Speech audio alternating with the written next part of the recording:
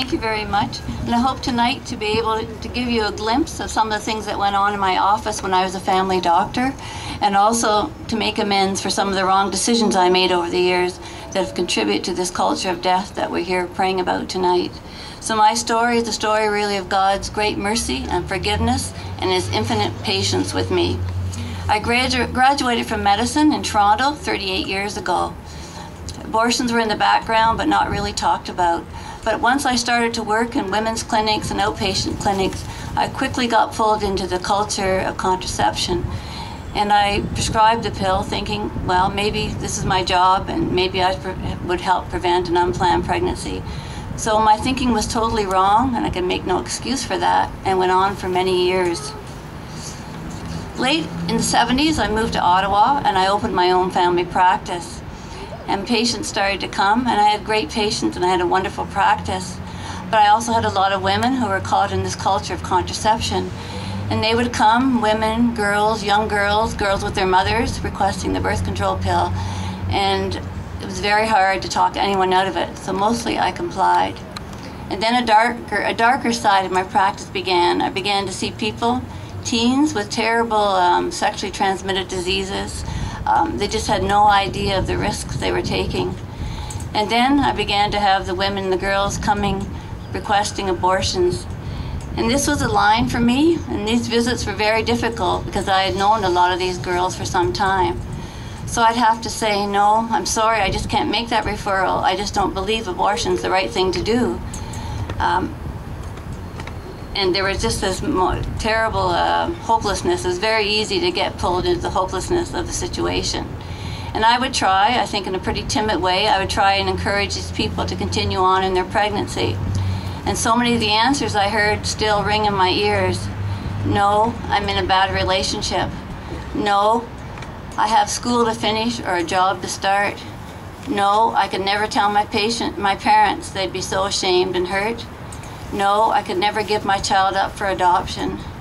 No, you know I'm a single mom and I just can't do it again. And it's true, I had so many heroic single moms out there. And sometimes I'd hear the words, I don't believe in abortion either, but I have no choice. And this was the common theme. They just had no choice. They had no one to support them. And I didn't seem either to have the wherewithal to lift them out of that situation. So these girls would leave, and later I'd get the reports back from the operating room. So to these girls and their unborn babies, I'm truly sorry that I just wasn't stronger to lift them up. Now some of these girls did return, some quickly because they had infections right after their abortions, some later because they had secondary infertility because of the damage done to the uterus, and some just came back for regular checkups, but we never talked about the abortion.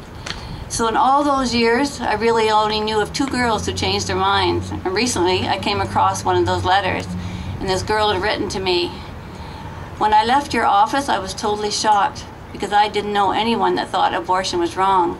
So I went home and I spoke to my husband, and we've decided now to continue on with the pregnancy. So I'm just writing to tell you that our marriage is so much happier, and we're joyfully awaiting the birth of our child." So that was a great letter to receive, and that just showed that God could use me even in my utter weakness. So the years went on, and as I said, I had this great practice, but I also had the darker side, and it was clearer and clearer there was just so much devastation around. The pill with its consequences of blood clots and strokes, rare but serious, and the devastation of emotional trauma from broken relationships, and the STDs, which were often required hospitalization, which I knew some would have lifelong consequences. AIDS was beginning. I had people kept coming requesting abortions now for 2nd or 3rd times. There was a pressure to start to do prenatal screening. So as I looked around, I thought the only way for me to stop all this was to retire and move away. And that's what I did. It took me some time. But in 2001, we found ourselves in Combermere, and that was really by God's providence, because there I was able to see the witness of so many strong pro-life families, and to learn about all the people that have been working in the grassroots of the pro-life movement for so many years that would have been there to help me if I'd just gone looking. And also, of course, I had the support of members of Madonna House.